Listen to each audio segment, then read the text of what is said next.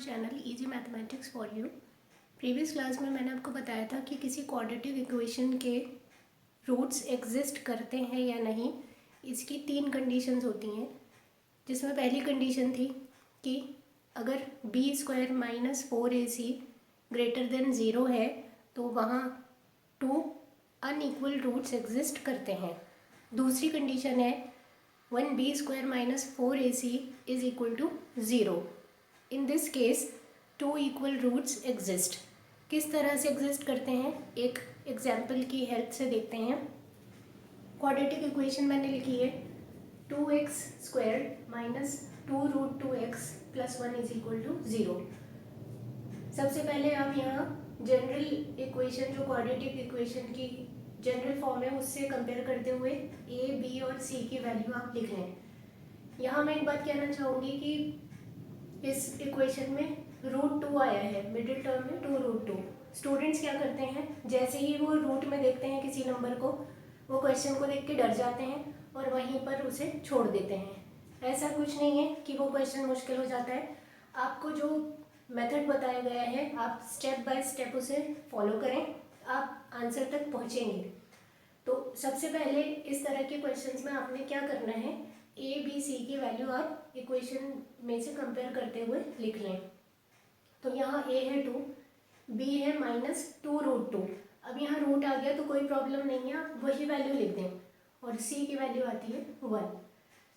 इसका रीज़न ये है कि आगे आप जो भी कैलकुलेट करते हो उस पर डिपेंड करते हैं आपके मार्क्स, लेकिन यहाँ तक इतना लिखने के भी आपको हाफ या 1 मार्क मिल जाते हैं अगर आप क्वेश्चन को सही तरह से प्रोसीड करते हो और सही फॉर्मूला लिख देते हो।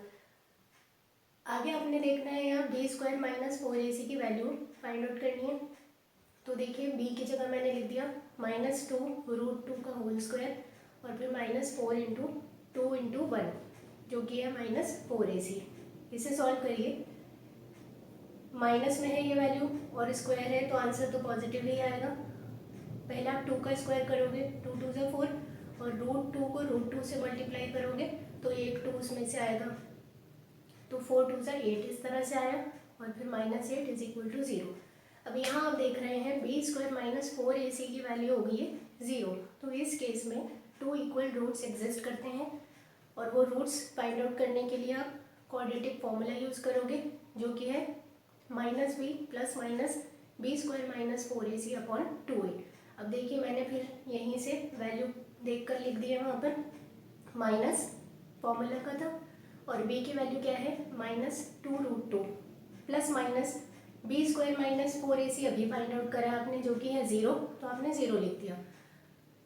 उसके बाद देखिए क्या आता है वहाँ 2√2 upon 4 plus minus 0, under root में से 0 का सोल्यूशन 0 ही हुआ।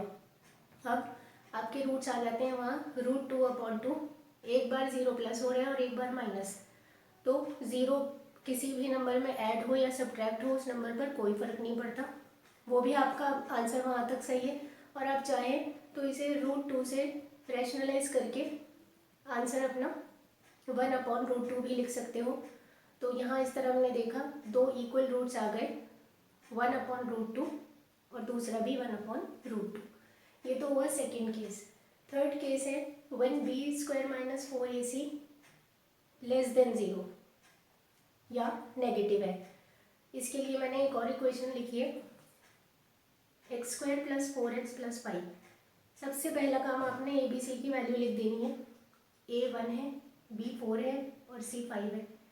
दूसरा आपने b² माइनस 4ac ये फॉर्मूला लिख देना है और फिर इसकी वैल्यू रख दें। ये आता है यहाँ पर 4² माइनस 4 इंटू 1 इंटू 5, और ये सॉल्व किया मैंने तो आंसर आ रहा है नेगेटिव। देखिए 16 प्लस में है और माइनस में है 20, छोटे में से बड़ा माइनस हुआ, 20 नेगेटिव है और 16 पॉजिटिव है, तो आंसर आपका नेगेटिव होगा -4 लेस देन 0।